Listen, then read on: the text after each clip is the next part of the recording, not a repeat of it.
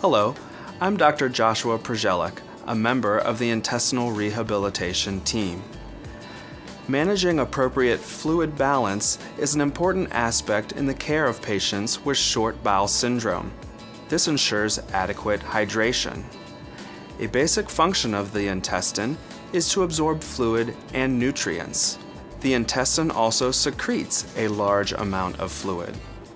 In patients who have had pieces of intestine removed by surgery, it may take a long time for the bowel to heal and to make up for the lost intestine.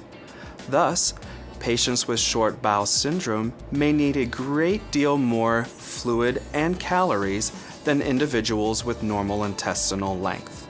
Accurate measurement of I's and O's, or input and output, is of vital importance in maintaining hydration. Output includes stool output, gastric output from a G-tube, and vomiting. When output is significantly higher than input, dehydration and electrolyte problems can occur. This can be very serious.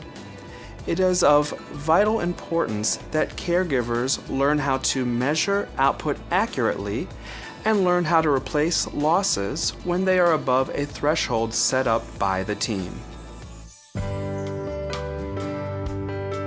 Now I'm going to demonstrate how to measure gastric output. You will be going home with a cylinder or a measuring cup, depending on how much gastric output you may have. If you have more than 50 mL of gastric output, you will be going home with a cylinder.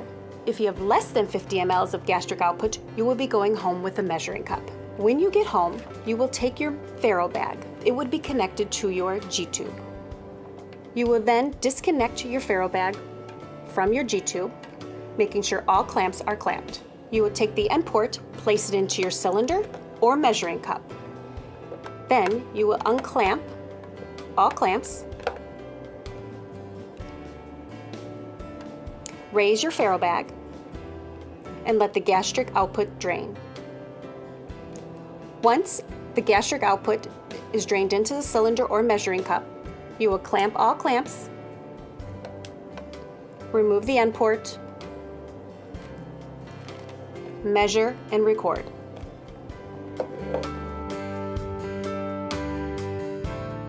Now I will be demonstrating how to weigh your child's diaper. You may be going home with a scale, or you may obtain one from your local pharmacy. First, you want to zero out the scale by turning the knob to 0.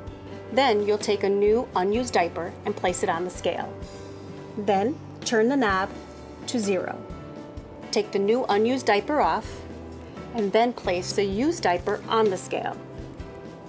You're going to obtain the measurement and record.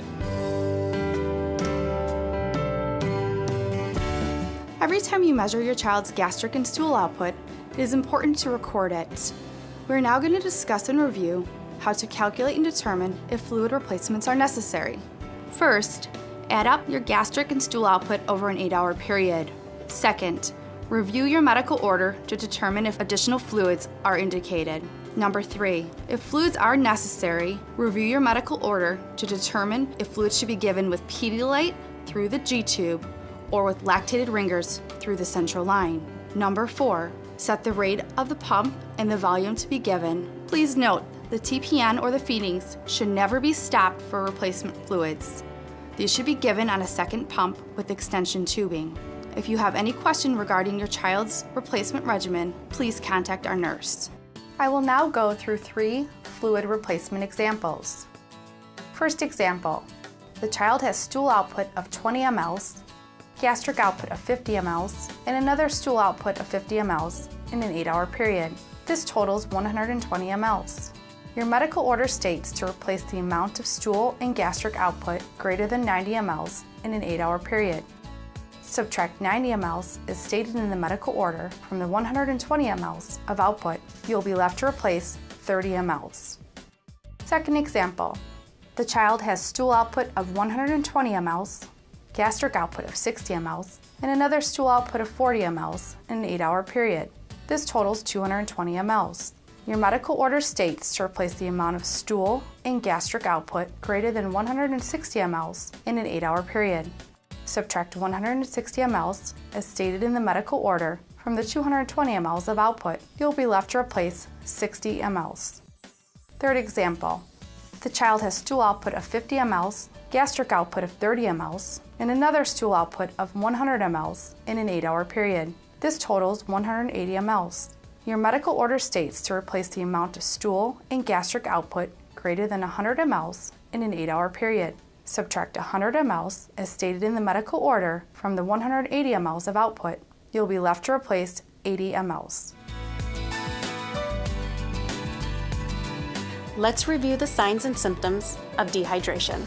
Decreased frequency of urination or fewer wet diapers, no or few tears when the child cries, dry mouth or tongue, overly sleepy or less than normal activity, irritability or more crying or fussiness, sunken eyes, sunken fontanelle. If you are concerned about your child's hydration, please contact the team directly. Fluid balance can change at any time and for any number of reasons. It is important that you notify the team if output changes so that we may provide guidance to ensure proper hydration. Call us if output is greater than normal, if replacements are needed to be given more frequently, if the volume and amount of replacements is higher than normal, and if you believe your child is becoming dehydrated. Some fluid issues can be managed at home, while others may require a trip to the hospital. As a parent or guardian, you are a vital member of the team. Working together, we can ensure that your child remains properly hydrated and healthy.